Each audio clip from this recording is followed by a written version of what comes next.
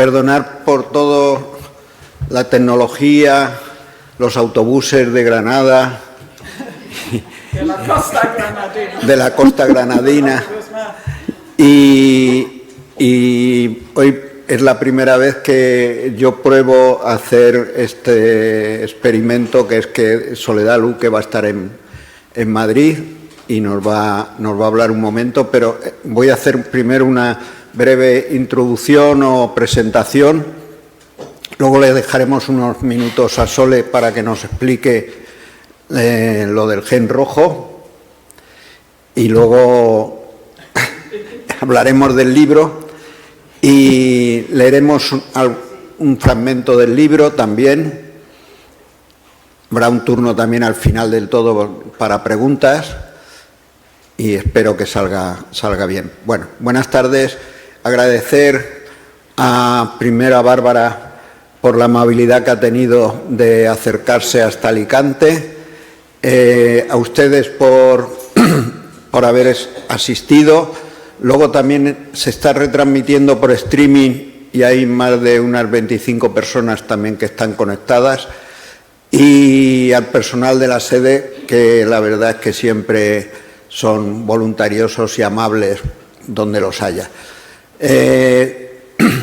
Sabéis que también esta mañana ha habido una entrevista en la cadena SER. Y tengo que agradecer también a Carlos y al equipo, Carlos Arcaya y al equipo de la SER, porque la verdad es que nos ayudan mucho, divulgan los actos que hacemos y además creo que lo hacen bastante bien, porque yo esta mañana he oído la entrevista y me ha gustado mucho la entrevista que ha hecho. Bueno, Soledad, si quieres hacer tu intervención, pues te dejamos la voz y la imagen. Muy bien, se me escucha bien, ¿no? ¿Se oye bien? Sí. ¿Se puede poner más grande la pantalla?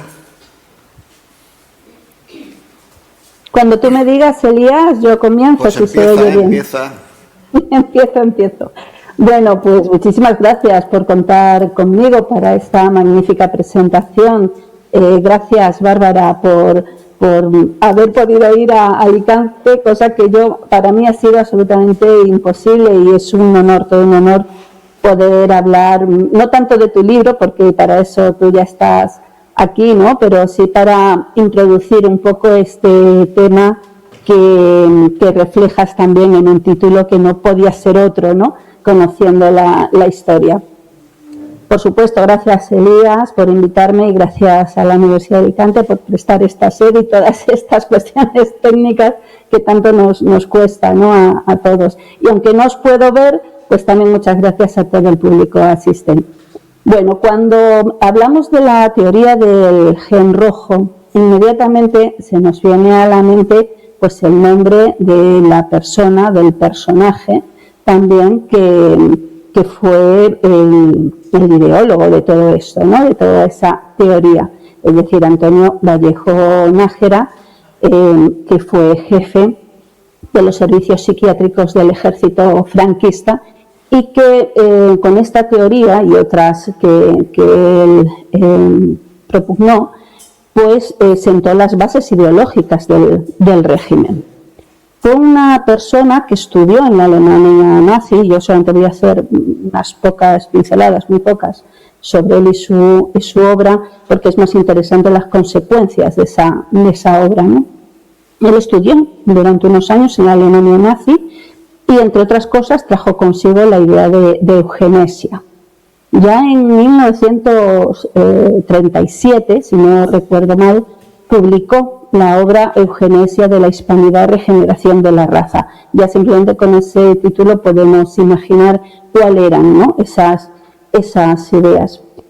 Tampoco tenemos que olvidar que hacia 1938 y 39, es decir, antes de la finalización de la guerra, realizó unos experimentos, también entrevistas, tanto a las mujeres encarceladas de Málaga como a prisioneros brigadistas en Burgos.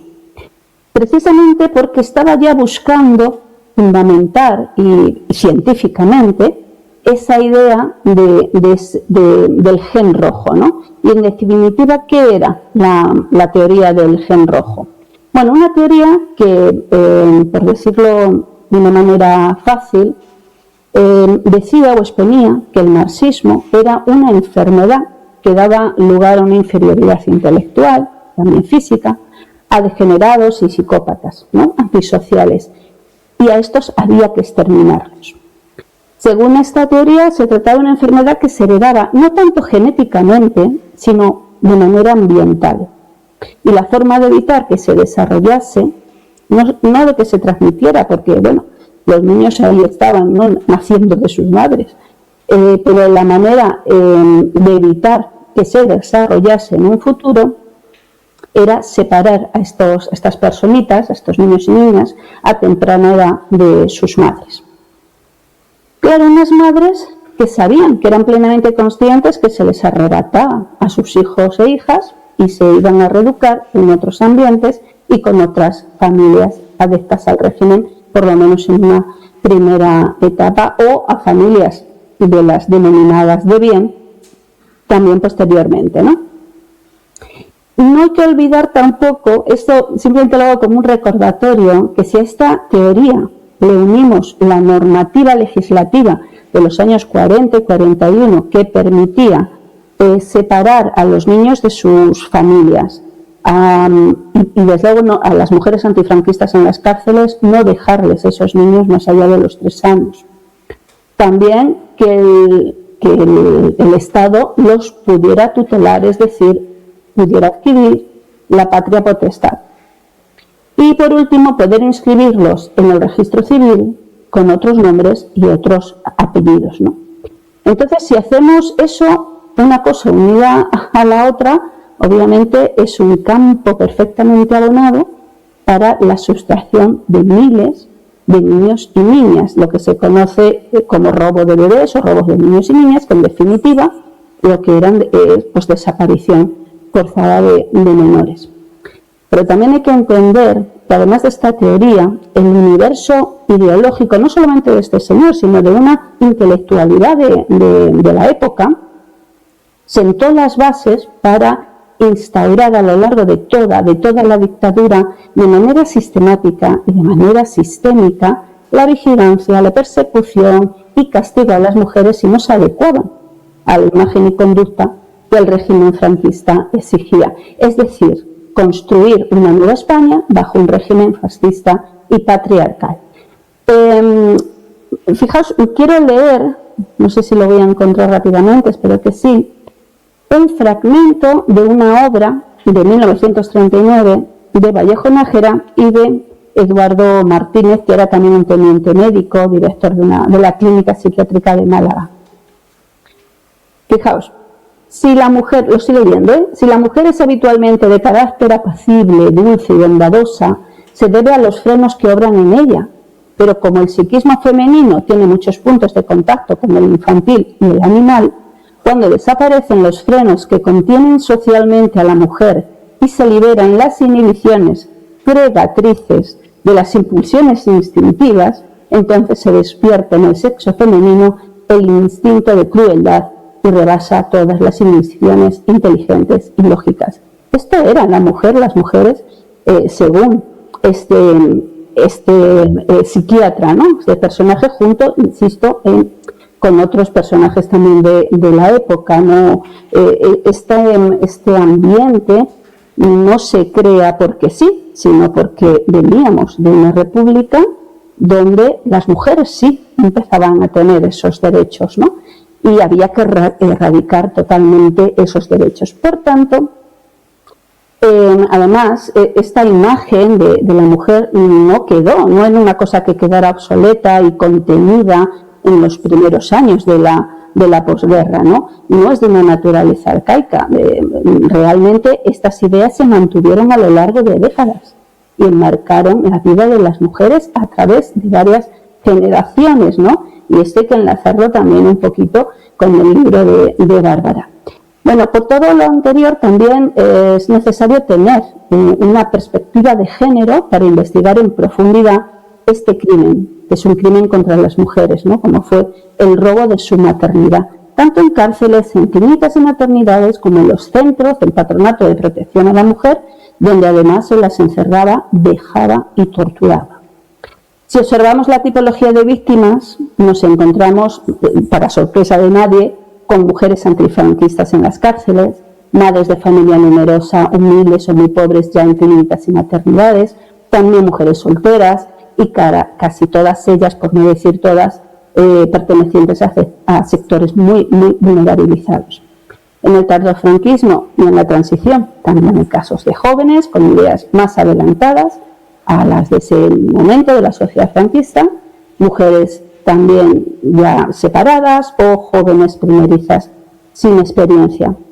Precisamente todo el sustento ideológico y normativo que funcionaba a la par con los preceptos del nacionalcatolicismo, porque Estado e Iglesia eran dos caras de una misma moneda, este robo de niños y niñas no debe verse únicamente como un simple negocio, ¿no?, sino que es fruto de diferentes represiones del franquismo que traspasaron incluso nuestra transición y llegaron a la democracia.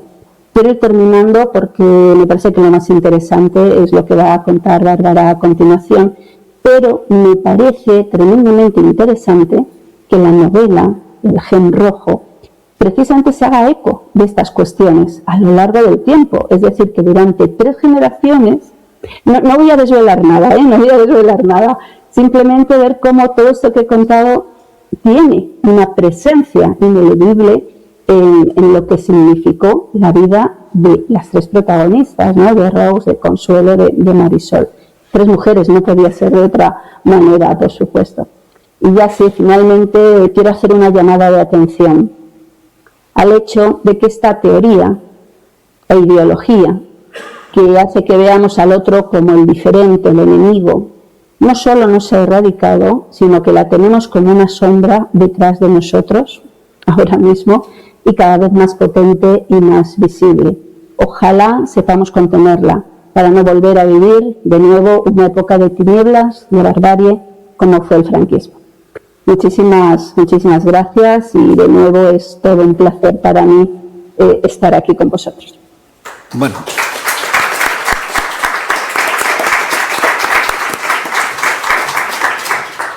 Muchas gracias, Soledad. No la he presentado porque, como somos tan amigos, creo que todos la conocemos, pero no la debéis de conocer. Vamos, Soledad es la presidenta de una asociación a nivel nacional que se llama Todos los niños robados son también mis niños, y acude donde haga falta. También contamos con la presencia de la asociación ABA de Alicante, que es la Asociación de Niños Robados de Alicante, que luego lo mismo querrán intervenir al final del acto. Bueno, pues Sole, muchas gracias.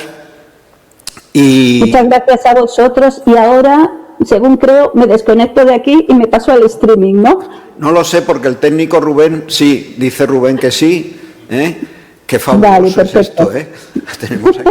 Muchas gracias a Rubén también por el servicio técnico que nos... Sí, exactamente, bueno. Se me olvidó darle las gracias y si no fuera por él hubiera sido imposible estar aquí. Pues entonces corto y me conecto en streaming para escuchar a la persona importante ahora mismo, que es Bárbara. Muchas gracias. Muy bien, gracias. Ahora, si os parece bien, vamos a dar lectura a un trozo de la novela que 2 personas de la Asociación de Vecinos de Benalúas han brindado a leerlo. Pero no sé si es que han desaparecido. Ah, no, están aquí. Pues subís, porque si no, con el micro os sentáis cada uno. Bueno,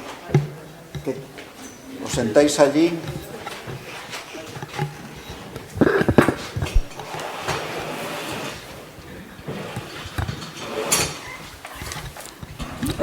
Gracias. Pues, la primera lección es una conversación entre Rose la enfermera inglesa y su amante Miguel. Es el año 1938 y es evidente que los republicanos van a ser, que habrá derrota de los republicanos y Miguel ha llegado a una decisión.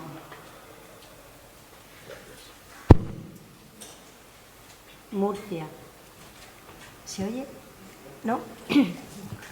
Perdón. Tienes que apretar. Vale. Murcia, febrero 1939. Miguel estaba de pie junto a la puerta abierta, haciéndome señas. Rose, tenemos que hablar. Supe, por la tensión de sus músculos y la urgencia en su voz, lo que aquello significaba. Había llegado la hora. Me condujo afuera, donde nadie pudiera escuchar. Apenas podía distinguir su cara en la penumbra del anochecer. Tracé sus rasgos con mis dedos, tratando de fijarlos en mi memoria, sin decir nada, esperando a que me diera la noticia que tanto había temido. Escucha, cariño, no puedo quedarme aquí más tiempo. Y tú tampoco. ¿Estaba sugiriendo que huyéramos juntos a través de la frontera con Francia? Mis dedos se detuvieron en la áspera superficie de su mejilla al tiempo que me aferraba al minúsculo rayo de esperanza que me daban sus palabras. Me voy mañana al amanecer y tú debes volver a Inglaterra sin demora. Hay barcos británicos en Gandía. Me volví. La decepción pesaba como una losa en mi pecho. Era exactamente lo que esperaba.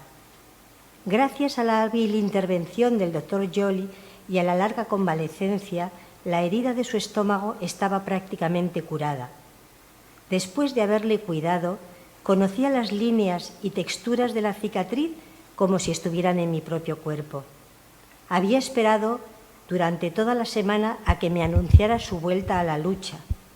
Ahora que Cataluña había caído, supuse que se dirigiría a Madrid. La guerra está perdida, Rose. Madrid caerá. Pensar lo contrario es inútil y no va a haber una paz negociada. ¿Crees que esos fascistas hijos de puta tendrán algo de piedad? Si queremos sobrevivir solo hay dos opciones, huir o seguir luchando, y rendirme no está en mi naturaleza. Yo me quedo. ¿Te quedas? Sí, voy a unirme a la guerrilla. Eduardo y yo nos vamos a la Sierra de Segura. Él es de un pueblo de por allí, conoce bien la zona, conoce a los enlaces, las casas francas. Dice que la gente de por allí es leal, que ya hay una red sólida en la que confiar y esas montañas son casi todo bosque. Estaremos a cubierto. Miguel iba a morir. La Guardia Civil lo abatiría como a un conejo y yo no volvería a verlo nunca más. Estaba segura. Me habían comenzado a temblar las piernas, flojas como las de un potrillo recién nacido. Hundí la cabeza en su pecho, esforzándome por pensar con claridad, trazar un plan, una forma de detenerlo o... Apenas podía respirar, mucho menos hablar, y sin embargo la mente me iba a toda velocidad. Créeme, lo he pensado. Miguel me cogió las manos y dio un paso atrás. Quedaba ya muy poca luz, pero podía ver el ardor de sus ojos, su intensidad, un reflejo de la convicción en su voz. Han bloqueado la frontera con Francia. Miles de refugiados se dirigen hacia una frontera cerrada. Mi tío estaba en Málaga. Vio lo que pasó unos días antes de que cayera la ciudad. Los tristes regueros de gente caminando con todas sus pertenencias a cuestas, sus hijos, sus animales. Me contó cómo los aviones alemanes e italianos los ametrallaban, asesinándolos indiscriminadamente. Mujeres y niños, las mulas tirando de sus carros sobrecargados. Otros morirían de hambre o enfermedad o agotamiento. Dicen que 5.000 cayeron tratando de llegar a Almería. Ya lo sabía. Había trabajado con algunos de los traumatizados supervivientes. Pasará lo mismo con los que escapen de Barcelona. Tenemos que irnos mientras aún tengamos la oportunidad, mientras la zona roja aún exista en esta parte de España. Es solo cuestión de tiempo, días, meses, quién sabe. Mañana temprano sale un camión hacia Albacete. El conductor ha aceptado llevarnos a Eduardo y a mí a una parte del camino. Puede dejarnos un poco más al norte y seguiremos campo a través hacia el oeste. Pero, ¿cómo puedes pensar que...? No puedes detenerme, Rose. La decisión está tomada. Entonces voy contigo. Amor, ¿estás loca? No es vida para una mujer, huyendo, durmiendo al raso o en cuevas, viviendo Dios sabe de qué, siempre en peligro. Estoy acostumbrada al peligro. ¿Acaso no me he arriesgado a morir cada día en esta guerra inhumana? No volveré a Inglaterra. No, si mis conocimientos aún pueden servir aquí. ¿Qué pasará si os hieren a ti o a Eduardo? Le tapé la boca con la mano para sofocar sus protestas. La apartó con suavidad y me besó cada uno de los dedos. Rose, mi amor. Nos quedamos frente a frente. Miguel me miró directamente, escrutándome los ojos como si quisiera medir mi valor, mi firmeza, tal vez mi cordura. No me dejé acobardar. Permanecimos sin movernos algunos minutos. Entonces me levantó en brazos y supe que había tomado la decisión correcta, la única posible. Estate lista a las 6. Hasta mañana, entonces. Hasta mañana.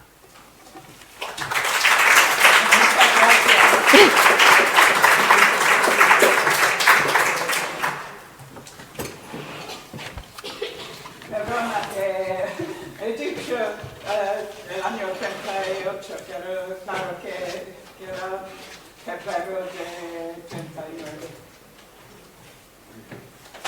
Bueno, pues ahora se oye mejor. Vamos a empezar con tu conferencia. ¿Te hago yo preguntas o primero te voy a hacer algunas preguntas?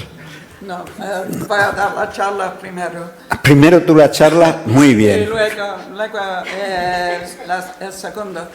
la segunda lección. No, es que eso no. Es lo que me ha dicho. No, solamente va a haber una lectura porque andamos corto de tiempo. Venga, Vale. cuando quieras. Pues puedo cortarlo un poco lo que No. digo yo, porque no quiero... ¿A qué hora tenemos que A terminar? las 9 por ahí. 9 A las 9. y cuarto. Vale, bueno. Ok, ¿me oyen? Sí. Hay mucho eco. Bienvenida y bienvenido a la presentación de mi novela Gen Rojo.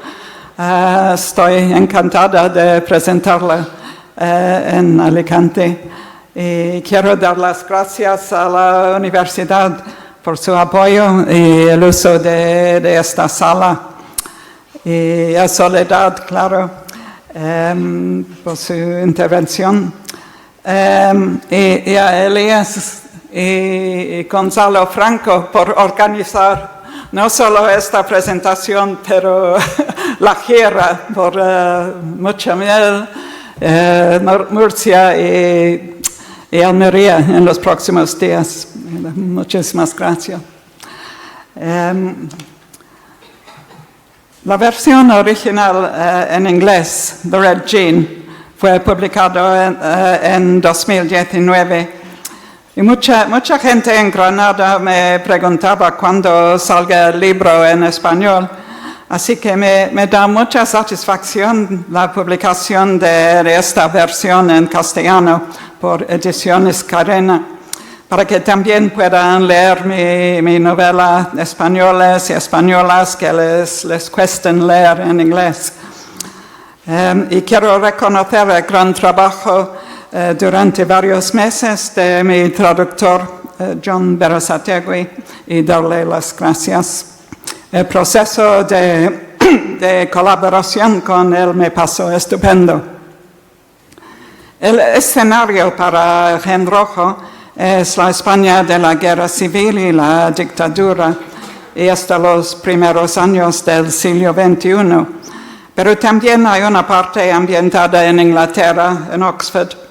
La primera parte durante la guerra tiene escenarios en varios sitios donde había batallas, como Aragón, Teruel, Brunete, Jarama, o donde había hospitales para convalecientes. Hay una escena en Murcia, en un hospital para refugiados, y en Alicante, en una colonia agrícola para chicos, en Creviente, establecida por una mujer cuáquera inglesa, Francesca Wilson. Más adelante hay una gran parte ambientada en Antequera y otra en Granada y la Alpujarra. Es la historia de una joven enfermera inglesa, Rose, hija de un párroco, que se alista para ayudar a España en el año 36 con las brigadas internacionales. Es una joven impulsiva y sus motivos por venir son más humanitarios que políticos. Sus experiencias duras trabajando en los frentes de la guerra, tanto como las tremendas desgracias en su vida personal, le pasan fatal, pero aproveche como pueda de la vida. Es una mujer fuerte y optimista. Pero la novela no solo cuenta la historia de Rose, es también la historia de Consuelo, una chica que se cría en una familia franquista en Antequera tras la guerra, nacido en el año 39. Consuelo se entera pronto en su vida que fue adoptada y que, según su hermano, su madre era una persona mala, una puta. La familia le trata con frialdad y por eso le falta confianza en sí misma. Está contenta conformando con las expectativas de su época, dedicarse a ser madre y a criar sus hijos. Y la tercera protagonista es Marisol, hija menor de Consuelo, nacida en el año de la muerte de Franco. Es una chica ambiciosa e independiente y también opta por la carrera de enfermería. En mi primera novela publicada, Secrets of the Pomegranate, que no ha salido en español, los personajes principales fueron ingleses. En esta novela se me planteó un reto adicional. Tuve que hacer frente a protagonistas españoles y escribir de su perspectiva. Si no habría llevado 20 años en España, ahora son 27, intentando integrarme en la cultura de mi país adoptivo, eso hubiera sido imposible, creo.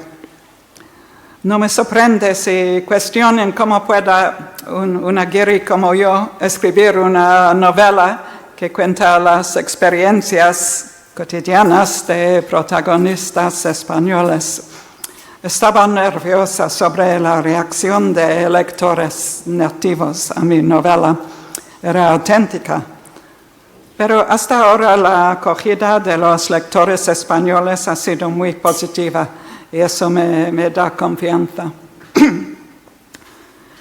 Cuando empecé a escribir la novela, o mejor dicho, pensar en los temas y investigarlos, tenía ya suficiente fluidez en el idioma y comprensión de la cultura para entrevistar a españoles mayores de ambos lados de la división ideológica.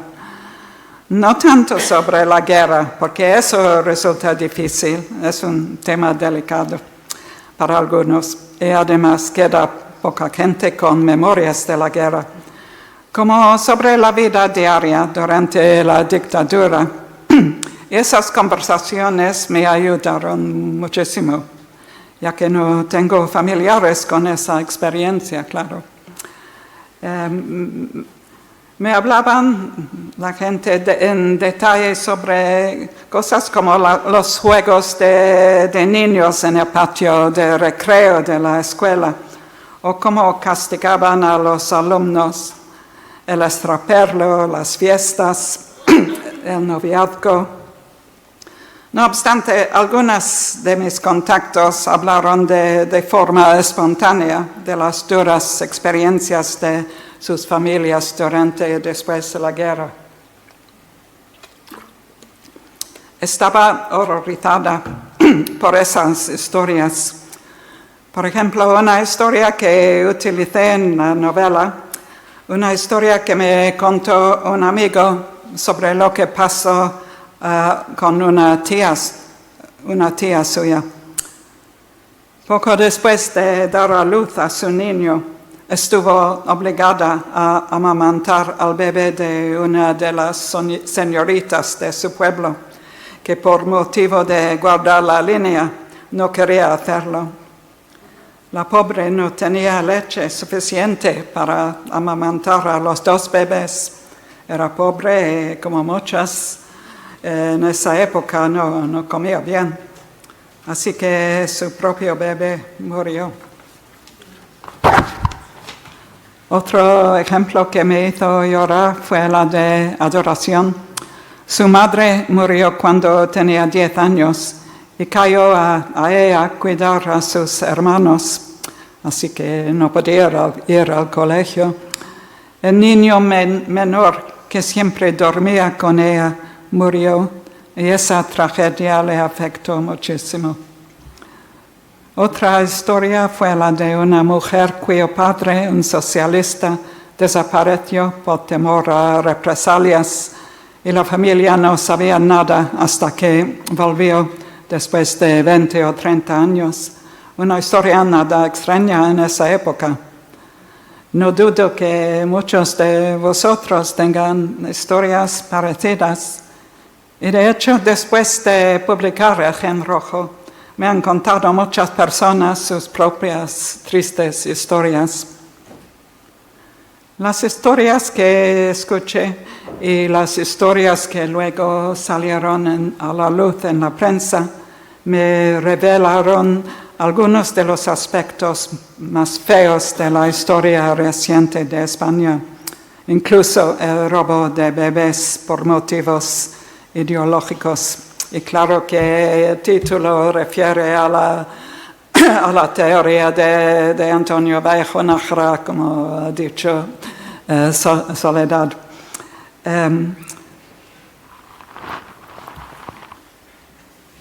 Las dos cosas, las entrevistas y los artículos en la prensa, me servían muy bien en desarrollar la trama de El Gen Rojo y darle cuerpo al contexto.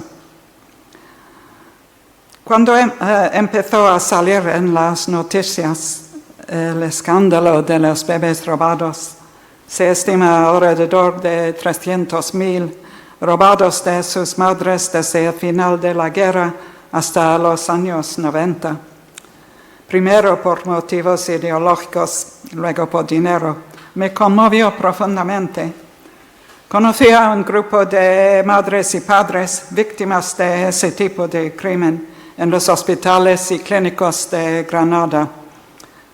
Temas relacionados con familia, identidad y maternidad se han repetido en mis novelas, las dos publicadas, pero he escrito otra también no publicada. Y eso fue lo que me dio la idea para esta novela, una manera de conectar la participación de una enfermera inglesa en la Guerra Civil de España con el tema de los bebés robados. No quiero dar spoilers, ya tenéis suficientes pistas. Una novela histórica necesita mucha investigación. La trama de la novela se desarrollaba en mi cabeza durante un largo rato. La historia del siglo XX en España, la Segunda República, la Guerra Civil y la dictadura, capturó mi interés ya hace décadas, pero de verdad no sabía mucho. 3 libros en concreto fomentaron mi interés y me empujó a descubrir más. El primero fue un libro que había leído varios años antes. Se llama El Pueblo, escrito en inglés por el historiador Ronald Fraser. Pasó años en un pueblo de Málaga. No es nombrado en el libro, pero es Mijas. Y allí grabó a los habitantes hablando de sus vidas, sus ideas, sus experiencias. Gente mayor, gente joven, gente rica, gente pobre, hombres y mujeres. Y la mayor parte del libro consiste en las palabras traducidas de esa gente desde los años 50 hasta los 70. Las historias que cuenta la gente me fascinan, de verdad, descubriendo cómo era España en esos días. El sistema todavía feudal en el siglo XX, por ejemplo, me ayudó a entender mucho mejor la historia de este país. El segundo libro fue Doves of War, Palomas de Guerra, por Paul Preston, el historiador más experto sobre esa época de la historia de España. Cuenta las historias de 4 mujeres que participaron en la guerra, 2 de la izquierda y 2 de la derecha. Y el tercer libro se llama Women's Voices from the Spanish Civil War. Es una antología de memorias, cartas, extractos de diarios, etc., por mujeres protagonistas de alguna manera en la guerra. Y muchas de ellas eran enfermeras. Pasé 2 años investigando antes de empezar a escribir. Leí muchos libros en inglés y en español, tanto de historiadores como Paul Preston, como las memorias de enfermeras sobre sus experiencias en la guerra, o cuentas de la vida cotidiana en los 50s o 60s. Juan Eslava Galán escribió libros de ese tipo con un estilo divertido e irónico que me daban muchos detalles interesantes. También vi películas. La primera fue Land and Freedom, Tierra y Libertad de Ken Loach.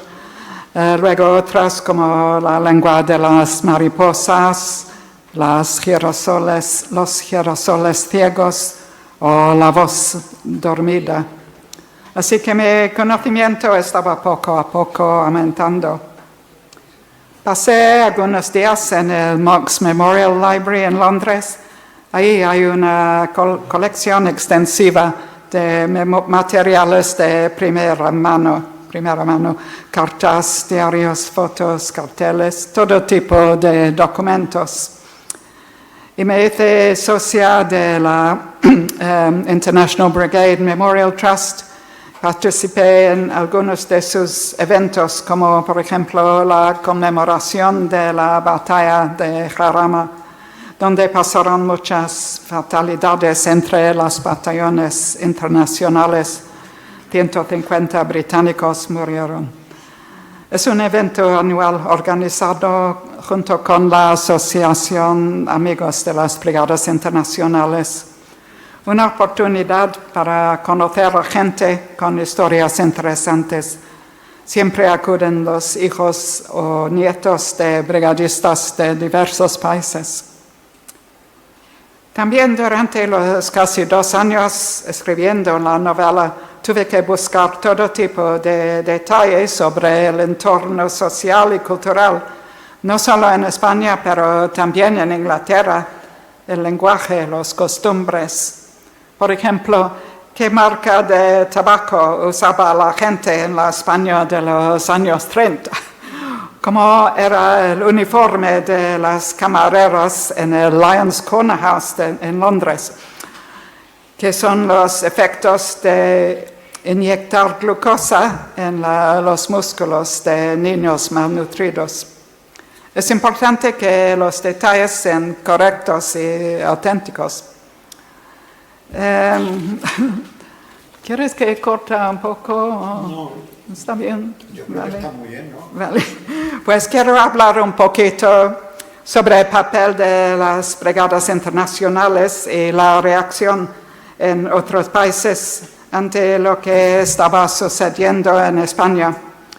Mucha gente, y sobre todo gente de la izquierda en Europa y también en Estados Unidos, Canadá y más países, estaba horrorizada y algunas estaban preparadas a poner en riesgo sus vidas con el objetivo de parar el fascismo y así evitar otra guerra mundial. Las brigadas internacionales eran compuestas de 35 a 40.000 voluntarios de 53 países, 2.500 de Reino Unido y Irlanda, de cual 526 murieron, 3.000 de Estados Unidos y Canadá, 3.500 de Polonia. Muchos de ellos fueron de las clases obreras, mineros, estibadores, obreros de fábrica, muchos sindicalistas, también bastante intelectuales. La mayoría eran socialistas o comunistas.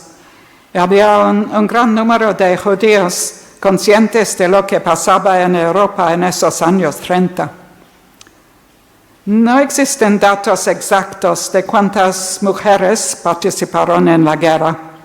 He encontrado una cifra de 200 de habla inglesa, 170 enfermeras y otras ayudantes de socorro, y alrededor de 30 periodistas, administradoras, locutoras, etc. Pero había cientos más de otros países, e incluso, por supuesto, de España. Al principio había también algunas milicianas. La pintora británica Felicia Brown murió pronto en la lucha. Además, en muchas ciudades del Reino Unido había movimientos llamados Aid Spain, también en Francia, y la gente envió ayuda al pueblo español en forma de mantas, comida, leche en polvo para bebés, medicamentos, y también ofreció ayuda a los refugiados, incluso a 4.000 niños vascos que llegaron después del bombardeo de Guernica.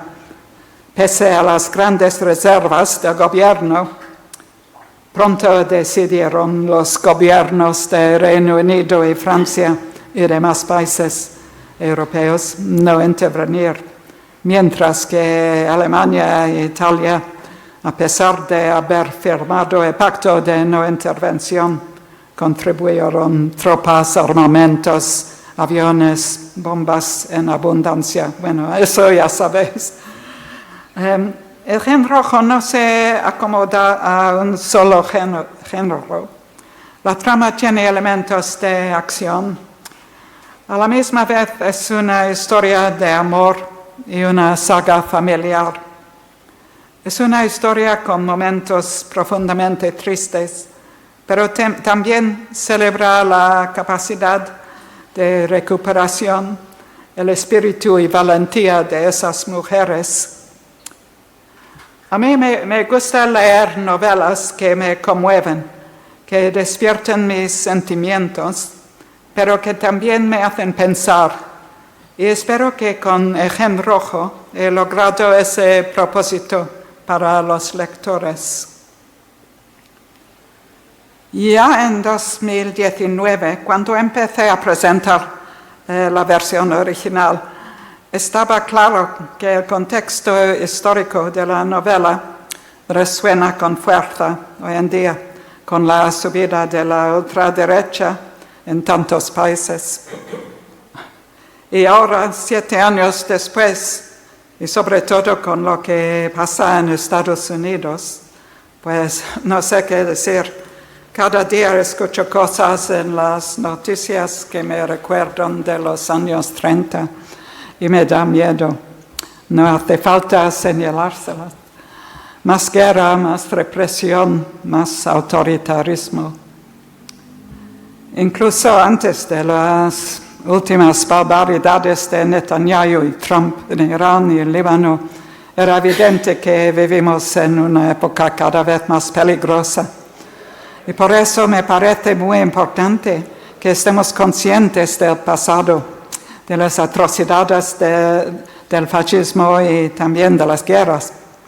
Pues ahora sería difícil no estar consciente, porque lo vemos en nuestras pantallas todos los días.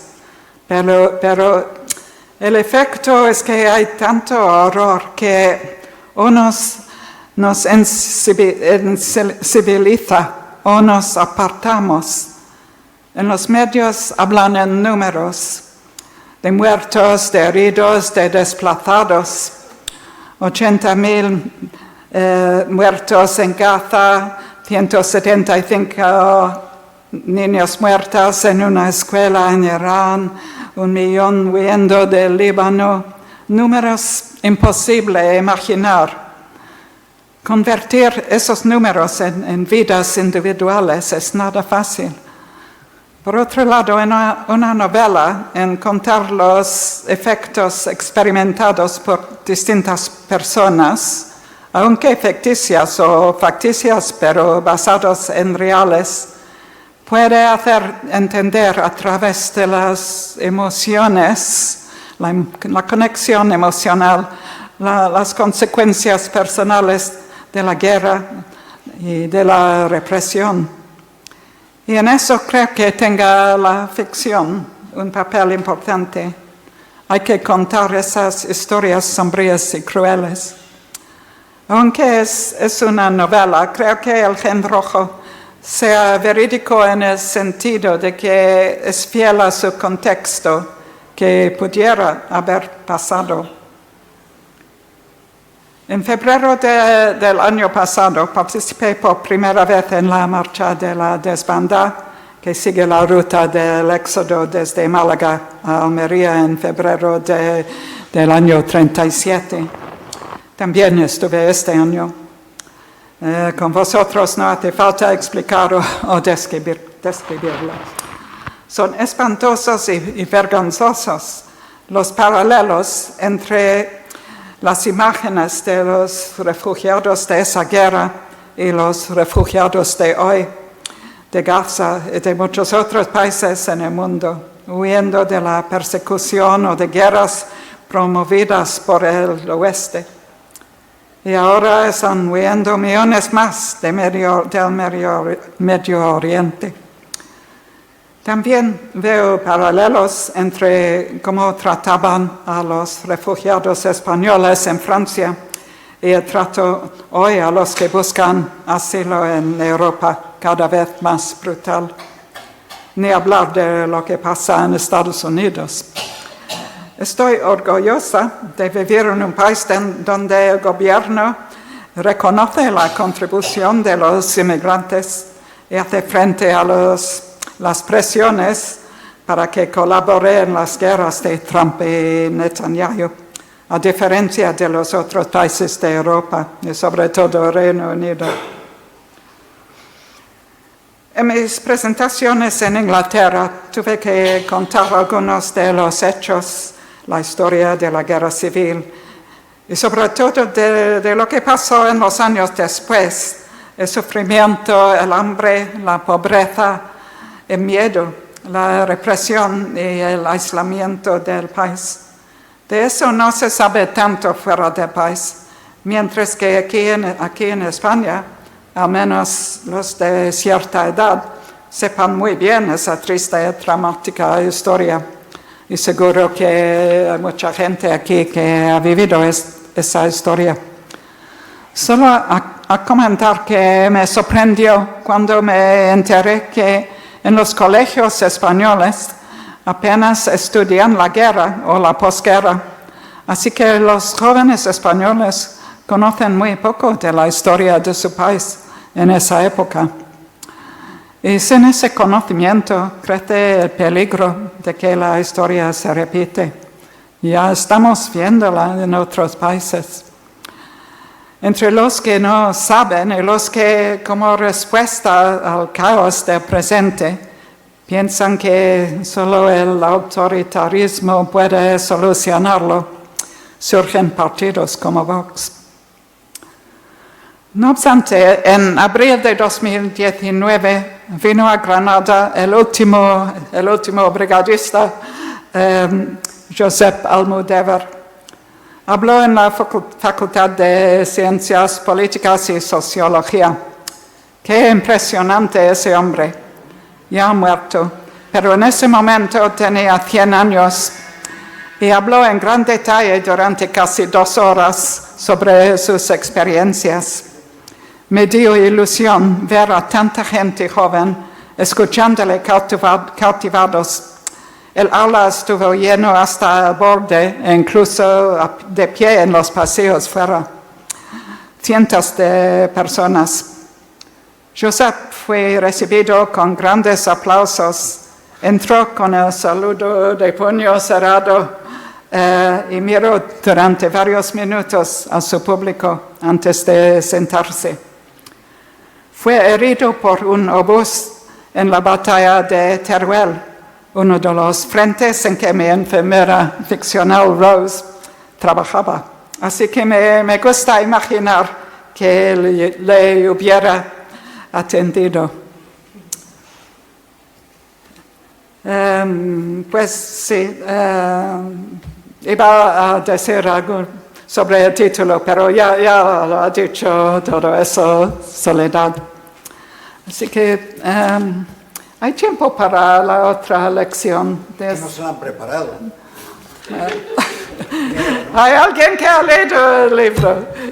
¿O alguien que le gusta leer En voz alta. una lección? Venga. ¿Sí? ¿Puede?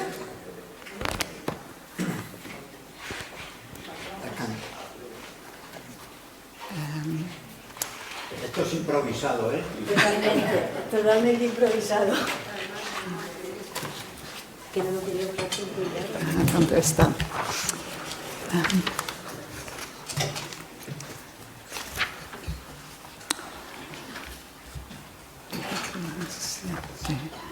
Es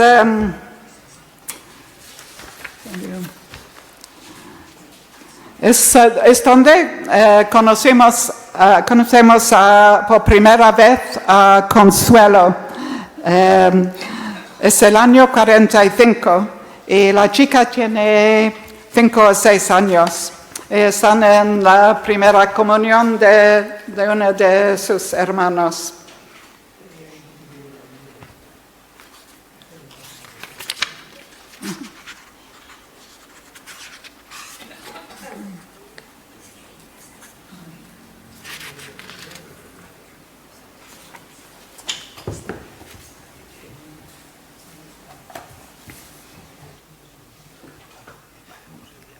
Sí. Mamá, ¿se oye? Tiene que estar encendido la luz y acercaros. Mamá le puso a Rafa la cruz al cuello y se apartó con el resto de la familia para contemplarlo con su traje blanco de comunión. La chaqueta de almirante, con su cordón trenzado dorado, sus botones brillantes y sus charreteras, le daban un aspecto tan elegante y adulto que Consuelo apenas podía reconocer a su hermano. Señaló la gran cruz dorada. ¿Puedo cogerla? Preguntó a Rafa. Si quieres, mira cuánto pesa. Mamá sacudió la cabeza. No, Rafael, ya sabes lo torpe que es tu hermana. Se le caerá. Su rostro se endureció al volverse hacia Consuelo. Aparta de en medio y que en Carla vuelva a cepillarte el pelo. No puedes estarte peinada ni 5 minutos. El año anterior lo había tocado a José María celebrar la primera comunión. Consuelo recordaba haber estado sentada en la iglesia, lo que le parecieron horas, mientras se realizaban los rituales y el sacerdote hablaba de la pureza y el pecado, de luchar contra el enemigo, Satanás, que había sido enviado para tentarles. Después, uno por uno, los niños con sus trajes de marinero y las niñas con sus vestidos blancos se habían dirigido al altar para recibir los sacramentos seguidos de los adultos y de los niños. Mamá la había regañado por no estarse quieta, pero ella tenía miedo de hacerse pipí, lo que estuvo a punto de ocurrir. Cuando terminó la misa y fue libre por fin, quiso salir demasiado rápido, por lo que se cayó y se ensució la ropa. Como castigo, en lugar de sentarse con los otros niños a tomar chocolate caliente y pastas, la hicieron ponerse cara a la pared. Solo le permitieron unirse a los demás en la mesa porque el papá de Concha, el médico, se compadeció de ella y habló con su propio papá, diciéndole que eran demasiado duros.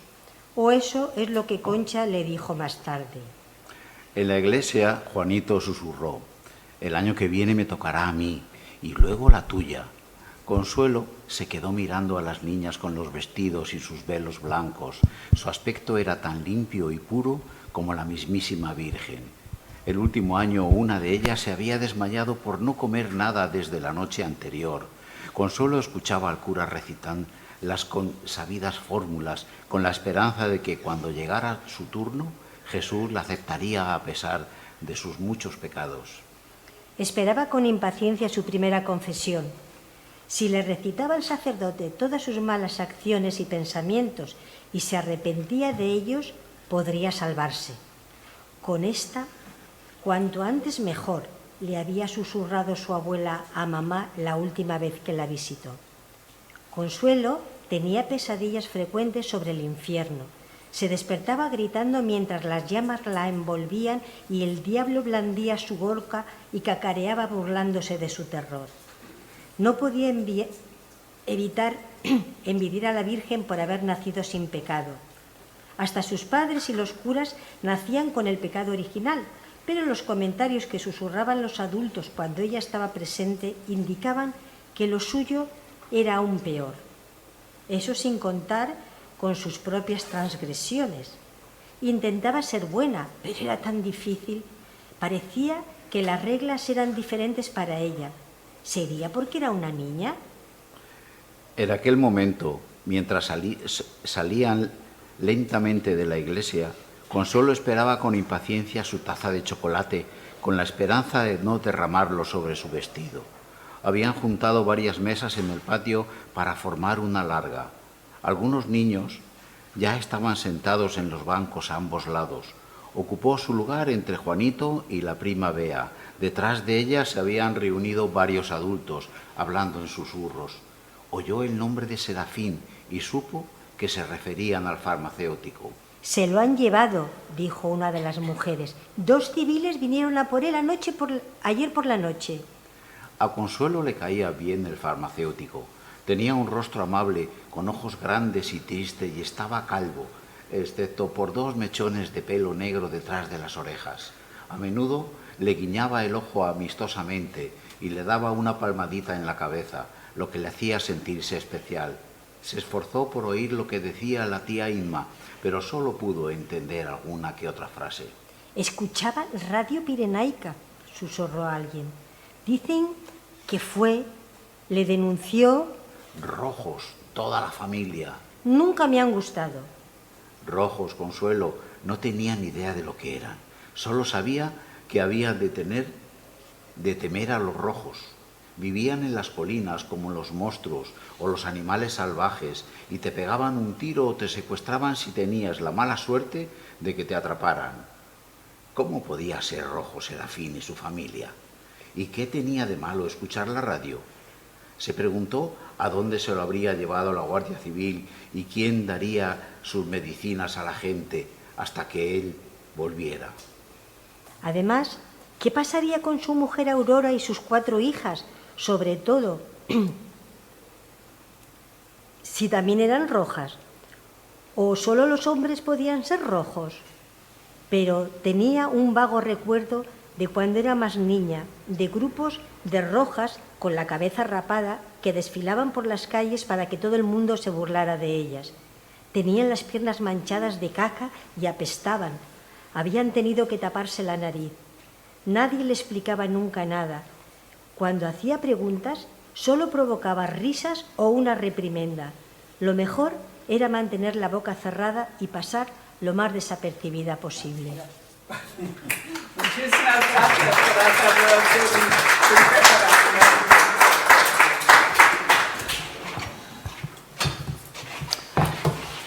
Bueno, quiero invitar preguntas, pero soy muy sorda. Tengo una pérdida severa y no voy a escucharos bien. Así que si tengas preguntas, Voy a pedir, sí, incluso con micrófono, incluso con mis audífonos. No. Así que, bueno, si Elías puede repetirlas Sí, yo las repito. muy despacio y claro, o escribirlas mejor, intentaré contestar. Paco, a ver si funciona esto. No funciona, tendrá que...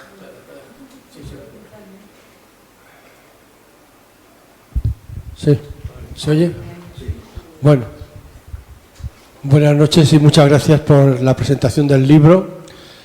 Felicidades por el título, que creo que va a ser un título que va a incitar el interés de muchas personas por leerlo. Y yo soy Paco Alarcón, miembro de la Asociación de Bebés Robados de la provincia de Alicante, y quería hacer una observación a tu ponencia que has hecho sobre el libro. Y es sobre la cifra que has dado de los 300.000 bebés robados en España. Nosotros no compartimos esa cifra porque es una cifra infundada que no tiene ningún estudio científico y no viene de ningún estudio de ninguna otra asociación. La cifra más conocida que hay, más creíble que hay, es la que consta en el libro Los niños perdidos del franquismo, que el juez Baltasar Garzón utilizó en su auto para estudiar las mujeres represaliadas del franquismo hasta el año 52, creo recordar. Y ahí se hablan de 30.000 bebés que están perfectamente registrados, de las madres y las mujeres republicanas que se los quitaron en la guerra. A partir de ahí no hay ningún dato, ni investigación, ni acceso a los archivos. Están todas las mujeres que pasaron por patronato de protección a la mujer, que no se desconoce la cifra de bebés. No hay ningún dato tampoco en ninguno de los archivos de cuántos bebés se han robado, porque no aparecen. Los que van apareciendo no sabemos. En nuestro caso, por ejemplo, de las madres que le dijeron que el bebé había muerto, tenemos en nuestra asociación 3 casos que se han demostrado a través de sus sumaciones que los bebés no están enterrados en el cementerio tal y como explican ahí. Y eso nos llevó a hacer una investigación en nuestro cementerio, que hemos descubierto que hay 8.072 bebés supuestamente enterrados en fosas comunes, y sabemos ya que 4 son mentiras. Entonces esa investigación está pendiente de conocer la verdad de cuántos bebés supuestamente han sido robados por ese conducto. Pero luego están también las mujeres represaliadas del Patronato de Protección a la Mujer. Por lo tanto, la cifra de 300.000 es infundada. Yo creo que viene de que alguien algún día dijo esa cifra, como yo podría decir ahora, que puede ser 1 millón de niños. No sabemos hasta que no se estudie eso mejor. Gracias de nuevo. ¿Lo has oído? Algo. Es presidente de la Asociación de Niños Robados de Alicante y dice que la cifra que tú has dado de 300.000 puede ser verdad o puede ser mentira, porque no hay un registro ni nada. Entonces, que hay el juez Garzón, en un estudio que hizo hasta el año 52, sacó una cifra de 30.000, algo más de 30.000 hasta el 52. Curiosamente es el año que yo nací. Sí, entonces será más. De verdad, ellos han hecho sí. un estudio en el cementerio de Alicante que más o menos en las fosas comunes, donde han estudiado, puede haber unos 6.000, 8.000 y pico niños sin mucha identificación. Ha habido un juez en Alicante o un fiscal y ahora la Fiscalía también está intentando excavar en la fosa común para sacar algunas denuncias, y han habido tres exhumaciones que no correspondían con el niño que se supone que estaba ahí. Seguro que hay muchos casos. He dedicado el libro a los, he dicho 300.000 mujeres vivas y muertas cuyos bebés fueron robados en hospitales y cárceles españoles durante la dictadura y aún más allá. Sí. Y no solo en España, Argentina, Irlanda. Sí, gracias, muchas gracias. ¿Alguna pregunta más?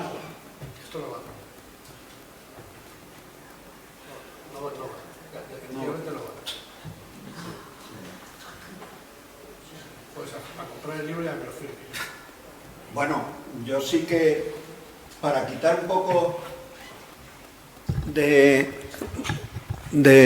hierro al texto que ha leído Bárbara, donde manifiesta una realidad española que existió en esos años, y me parece que la novela es necesaria, además de real. Muchas veces la realidad supera la ficción, pero la ficción también es necesaria para la divulgación. Me ha llamado la atención porque nosotros, cuando empezamos a estudiar historia, cuando terminamos la carrera y algo más, nos introdujimos en un tema que has hablado tú, que es la historia oral, es decir, las entrevistas, para recoger testimonios.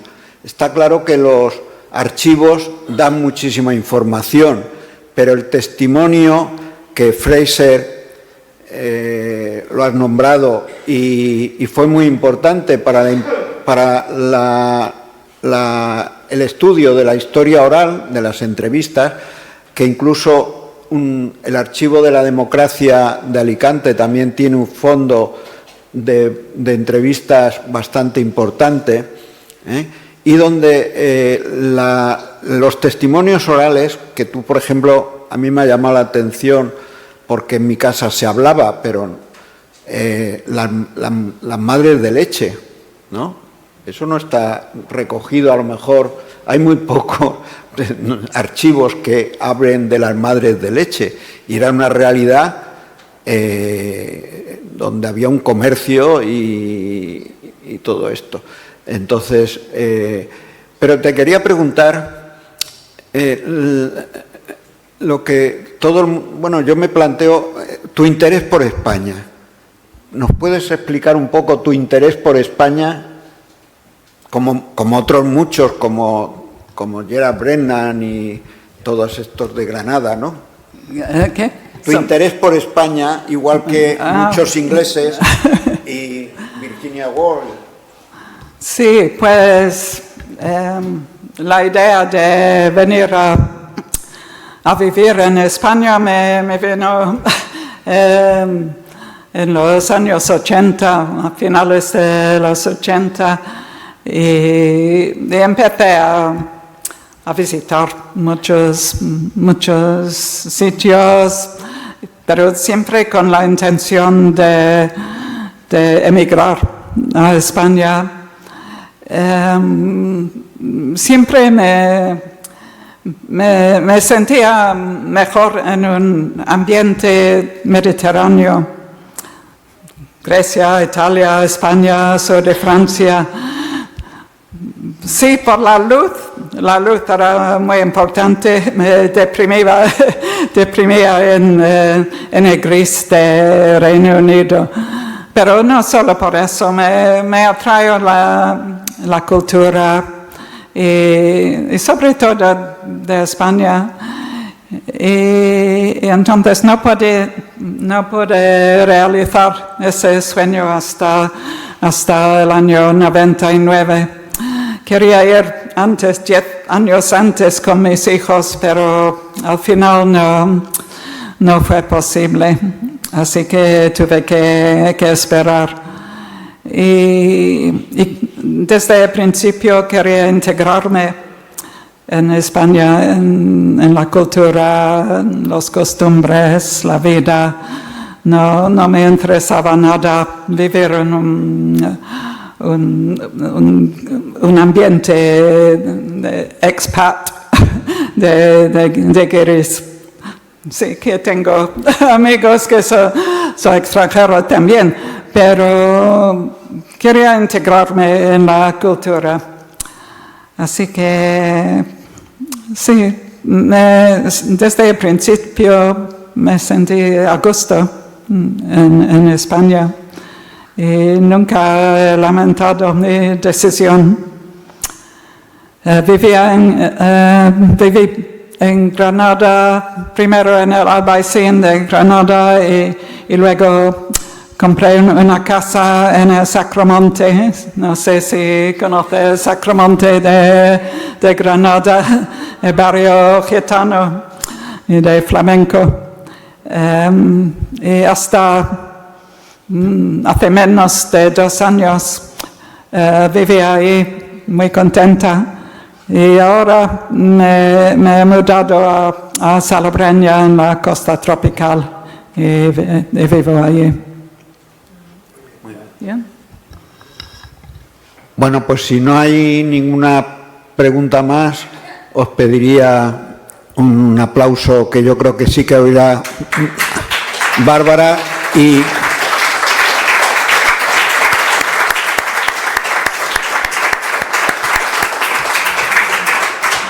Muchísimas gracias a vosotros.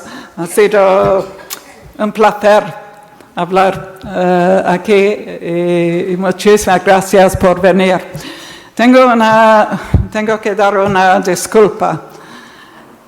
Hace un mes pedí 40 ejemplares de mi libro y el lunes pasado me han dicho la editorial que estaba con la empresa de entrega y estaba en reparto hace una semana. Y toda la semana estábamos esperando los libros aquí en Alicante, porque yo no podía llevar tantos libros, no tengo coche, he venido en 4 autobuses y no han llegado. He estado presionando a la editorial, la empresa de entrega. He podido llevar 10 ejemplares y estaré encantada de firmarlas. Y si hay más gente que quieren comprar un ejemplar, pues que escribe su nombre y un número de contacto, teléfono o correo electrónico. Y seguro que llegarán esta semana y podemos organizar cómo hacerlo para comprar ejemplares.